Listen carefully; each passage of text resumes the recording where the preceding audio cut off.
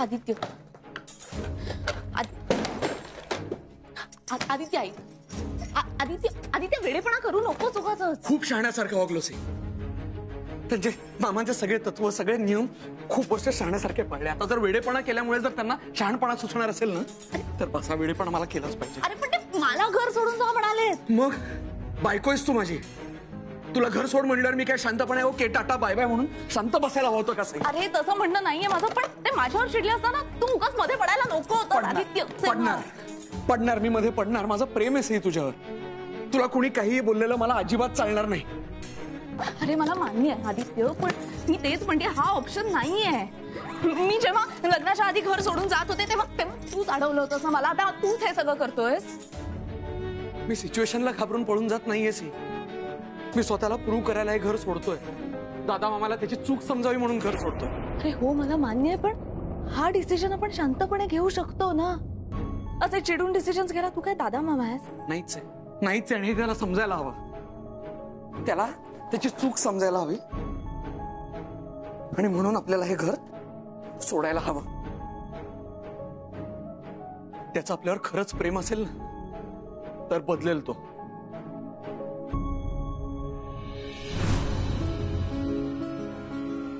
आणि त्याने तसं नाही ना केलं तर तो आपल्याला कायमचं गमावून बसेल हेही त्याला समजायला हवं.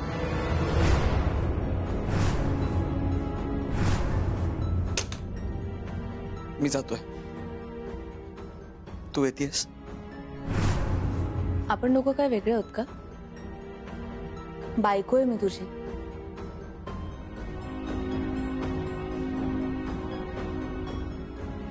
जिथे तू तिथे मी.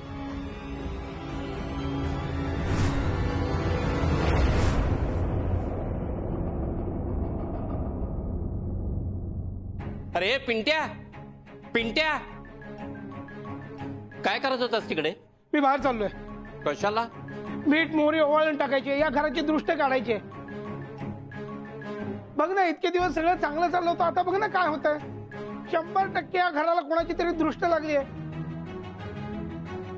आपलं कोणाला चांगलं झालेलं बघवत नाहीये.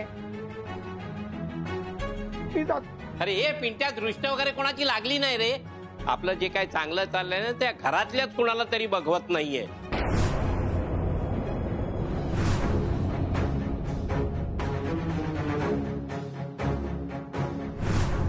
आदित्य ती बॅग सोड. बॅग सोड म्हणतोय ना. अरे ती बॅग सोड आणि डोक्याला राग पण सोड. नाही, आणि आता राग तर अजिबातच सोडणार नाही मी. अरे काय खेळ चाललाय? आता मी घरात आलो आणि तू घर सोडून चाललायस. खेळच आहे ना मामा, नशिबाचा खेळ. आणि माझ्या नशिबात जर हेच असेल ना तर फेस करू शकतो मी. पास झाले तुझे मोठे मोठे डायलॉग. आधी ती बॅग ठेव आणि शांत बस. उगाच ही हिरोगिरी करायची काही गरज नाहीये. तुम्हालाही जर ही हिरोगिरीच वाटत असेल ना तर तुम्ही समजून घेण्यात चुकताय. हो, मी चूकच करतोय. समजून घेण्यात नाही तर आजपर्यंत तुम्हा सगळ्यांना समजून घेत आलो ही मी मोठी चूक केली. अरे दरवेळी प्रत्येकाची बाजू घेत गेलो ना हे चुकलं माझं. मग चांगलं आहे ना, आता आमची बाजू नाही सांभाळायला लागणार तुम्हाला. तेवढाच भार तुमचा कमी. भार कमीच करायचा असेल ना तर डोक्यातला राग शांत कर आणि ती बॅग खाली ठेव. जमणार नाही. माझं ठरलंय आणि आता मी निर्णय बदलणार नाहीये. कुठे निघालास? कुठं निघालास? पिंट्या मामा काय करतोयस तू? काय करतोयस? तुझ्या मनाला येईल ते तू करतोयस ना, मग मी पण माझ्या मनाला येईल ते करणार. मी तुम्हाला या घरात जाऊ देणार नाहीये. मी रस्ता रोको करतोय. तुला हवं तर मला इथनं हलवून दाखव. आहे हिम्मत? अरे दादा, अरे तू सांग ना यांना काहीतरी. तुझ्या शब्दावर नाही ना कोणी. तू सांगितलंस तर ते थांबतील. अरे दादा, आता कुठे घर शांत होतंय. आपण सगळं विसरून जाऊया ना. पुन्हा नव्यानं सुरुवात करूया. पुन्हा होतं तसं करण्याचा प्रयत्न करूया ना दादा. दादा, ये सब मेरी वजह से हो रहा है. मैं इसे खत्म करती हूँ. मैं इस घर से चली जाऊंगी. अभी क्या अभी चली जाऊं. कोणीही काहीही करायची गरज नाही.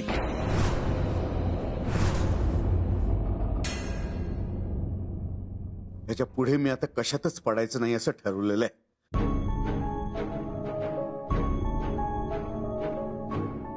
प्रत्येक जण आपापले निर्णय घेण्याकरता समर्थ आहेत आणि ते घेतात आहेत. हे दोघं तर काय सुजाण आहेत, सज्ञान आहेत आणि त्याचं प्रात्यक्षिक ते वेळोवेळी दाखवतातच आहेत.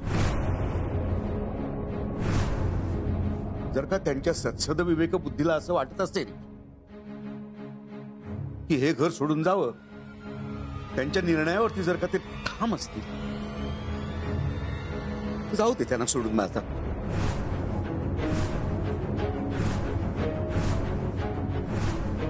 ए अरे तुम्ही नका ना जाऊ, असं काय करताय? अरे आमच्यासाठी नाही, निदान आप्पासाठी तरी नका जाऊ. उद्या त्यांनी विचारलं तर आम्ही काय सांगणार? आम्ही काय तोंड दाखवणार त्यांना? आधी नका जाऊ तुम्ही प्लीज.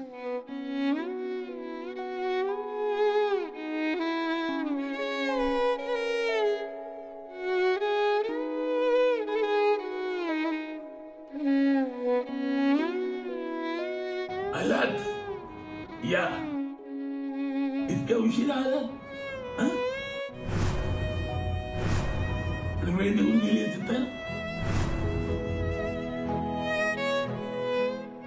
आणि बघता काय मेकांकडे, माझी झोपायची वेळ म्हणतोय मी.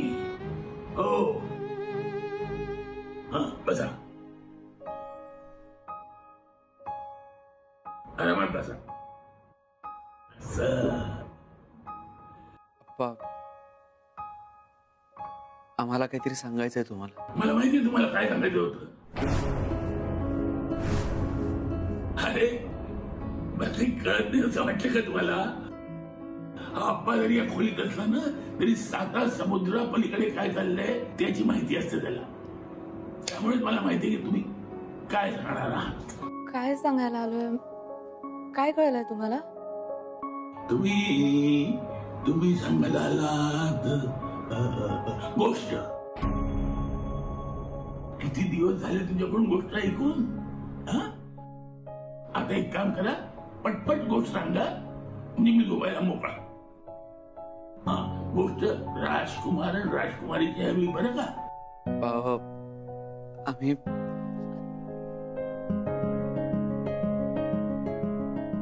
हो, ऐकू की. तुम्ही एखाद्या गोष्टीची ऑर्डर दिली आहे आणि आम्ही ती पाळली नाही असं होईल का कधी? एक असते राजकुमारी आणि एक असतो राजकुमार.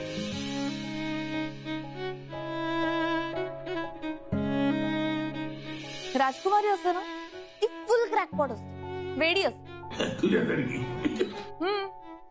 आणि राजकुमार एकदम शहाणा आणि गुड बॉय असतो. आधीसारखा. येस. राजकुमारी ना एका मोठ्या श्रीमंत देशात अलिशान महालात ऐशो आरामात वाढलेली असते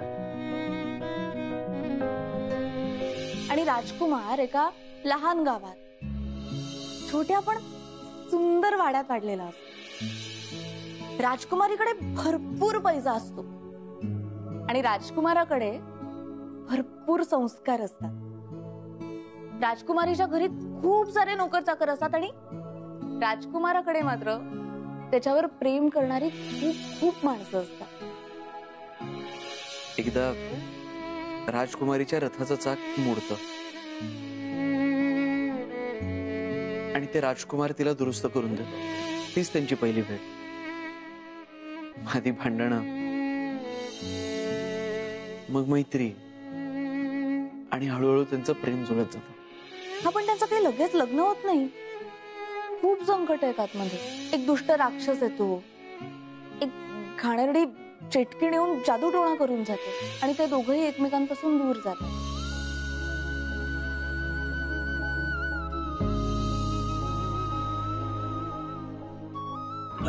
पण त्यांचं प्रेम त्यांना बांधून ठेवतं. बरोबर बरोबर. आणि म्हणूनच राजकुमार राजकुमारीला तिच्या स्वयंवराच्या मंडपातून पळवून नेतो आणि आपल्या गावी आपल्या वाड्यात आणतो. आणि मग ते दोघं लग्न करतात आणि राजा राणी म्हणून संसार करायला लागतात. राणी राजाचं थोडस शहाणपण घेते आणि राजा राणीचं थोडं वेडेपण घेतो आणि एकमेकांच्या हातात हात धरून ते सगळ्या गोष्टी ऑसम करायला लागतात. सगळ्या गोष्टी छान सुरळीत चालू असल्या ना की कुठेतरी काहीतरी विपरीत सुरूच होतं. कारण अशा गोष्टींमध्ये आनंद सुख कधीच टिकून नाही राहू शकत. कारण हीच तर स्कीम असते देवबाप्पाची. नाहीतर गोष्ट पुढे सरकणारच नाही, एकदम बोरिंग होऊन जाईल. गोष्टीत नव्हतं काहीतरी थ्रिल हवं, ऍडव्हेंचर हवं, हो ना. एक दिवस राजा राणीच्या गोष्टीला दृष्ट लागतं. राणीला खोटं आणि आगाऊ ठरवलं जातं आणि राजाला मूर्ख आणि भित्रट. मी तुझ्यासारखा बायकोच्या ताटाखालचं मांजर नाहीये. मीही आता माझ्या मतावरून मागे हटणार नाही आणि माझ्या बायकोची साथ तर आता अजिबातच सोडणार नाही. तुला तुझ्या बायको बरोबर ब्रह्मेघर सोडायला लागेल. त्यांच्या जवळचीच माणसं त्यांच्या विरोधात उभी राहतात आणि मग राजा आणि राणीला स्वतःला सिद्ध करण्यासाठी स्वतःचा वाडा, स्वतःचं गाव सोडून बाहेर पडावं लागतं. गप्प काय झालं? पुढे काय झालं सांग ना. पुढची गोष्ट अजून लिहून व्हायची आहे अप्पा. अशी आपली गोष्ट अजून संपली नाही. नाही नाही, इथे नाही संपत गोष्ट. इथून तर गोष्ट सुरू होते, जी आम्ही एकत्र लिहिणार आहोत.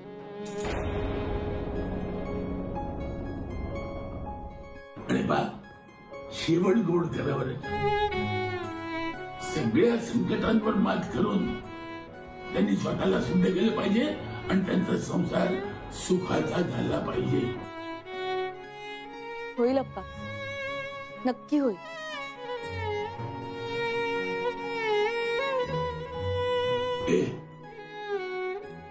पण फार दूर जाऊ नका. आणि कुणाला तरी मला तुम्हा दोघांची गरज आहे. नाही जाणार अप्पा, आम्ही तुमच्या बरोबरच असणार आहोत कायम. तुम्ही अगदी मनात जरी हाक मारली ना तरी आम्ही धावत धावत येऊ तुमच्याकडे. ओके.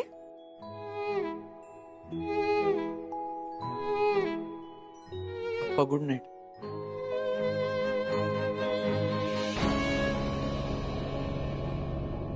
गुड नाईट अप्पा.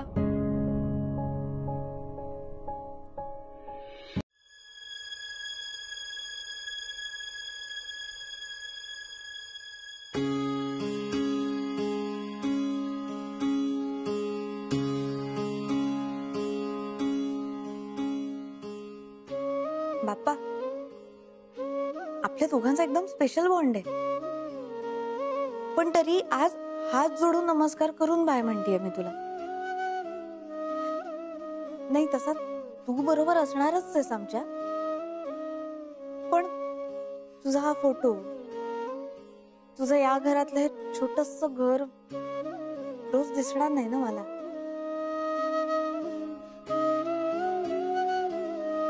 पण मी इथे नसले ना तरी तू सगळ्यांची काळजी घे. ओके.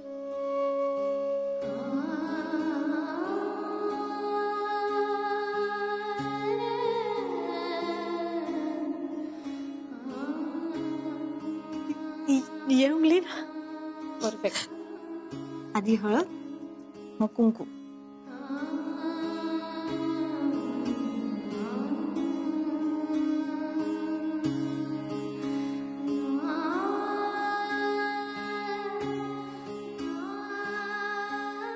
आता या घरची सिनियर आणि ब्रह्मेंच्या घरची एकुलती एक सून आहेस तू. त्यामुळे आता या घराला तुलाच सांभाळायचंय. रोज ना तुळशी समोर दिवा आणि देवासमोर संध्याकाळी दिवा लावायला विसरू नकोस भक्त. आणि काही लागलं तर सांग मामांना, विचार त्यांना, ते लगेच सांगतील तुला. मला पण हे सगळं त्यांनीच शिकवलं.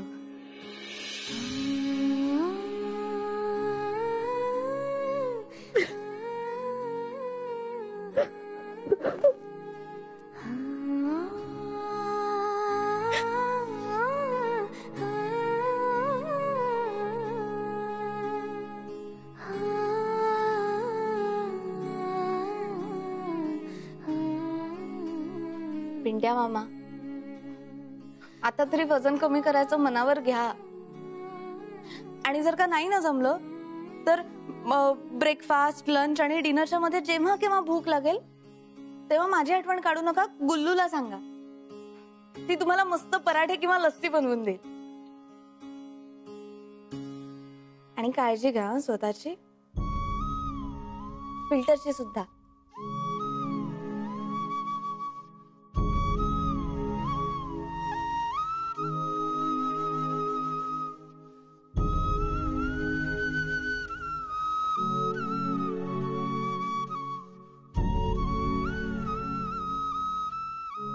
मिस्टर लबाड बोका,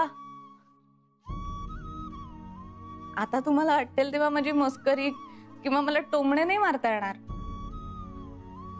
तो चान्स गेला. हा, पण म्हणून लगेच गुल्लूला टार्गेट बनवू नका. ती बिचारी खूप स्वीट आहे आणि साधी आहे.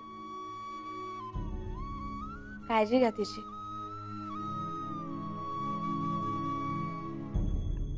आणि या घराची सुद्धा.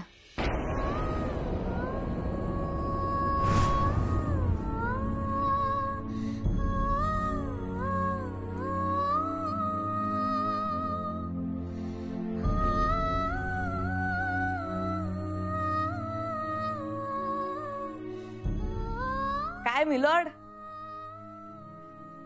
14 वर्ष 2-2 घरं सांभाळून दमून गेला होतात ना. पण आता या दोन्ही घरांचं एकच घर झालंय. त्यामुळे आता मस्त आराम करा आणि ही फेज एन्जॉय करा. आणि आमच्या दोघांची काही फार आठवण काढू नका, कारण तुमच्या बरोबर तुमची बायको असणार आहे आता 24 तास.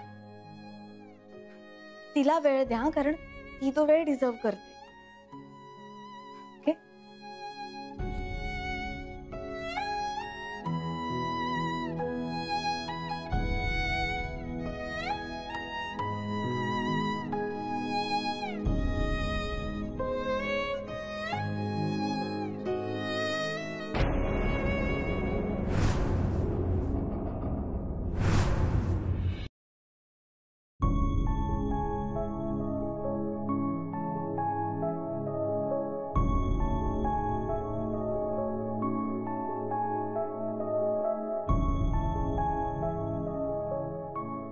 दादा मामा, मी बाकी कोणाकडे काही मागितलं नाही, पण तुमच्याकडे मागते. मला आशीर्वाद द्या. माझ्या नवऱ्याची पूर्ण ताकदीने साथ देण्यासाठी आणि आयुष्यात कुठल्याही परिस्थितीत मान उंच करून जगता येण्यासाठी.